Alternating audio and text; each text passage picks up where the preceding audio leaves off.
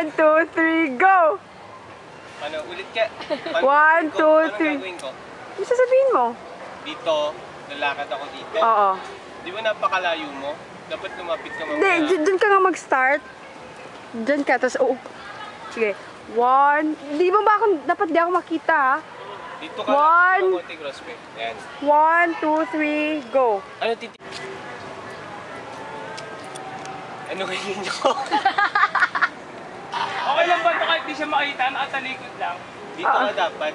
Yan, side view ko. Oh, parang may puno. Sige, go, Adriel. Okay na yung lakad ko. Oh, okay na. Tapos ano nga sasabihin ko? Okay, game. Sa tuwing darating ang eleksyon, madalas na nating marinig ang mga matatamis na salita na mula sa mga taong nais manungkulan sa ating bansa. Yun lang. Action! Sa tuwing darating ang halalan, madalas na tayong makarinig ng mga matatamis na pananalita mula sa mga taong ang nais at layunin ay ang manungkulan sa ating bayan. Ilang seconds.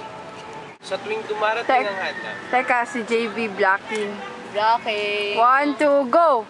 Sa tuwing dumarating ang halalan, madalas na tayong makarinig ng mga matatamis na pananalita mula sa mga taong ang nais at ang layunin ay ang manungkulan sa ating bayan.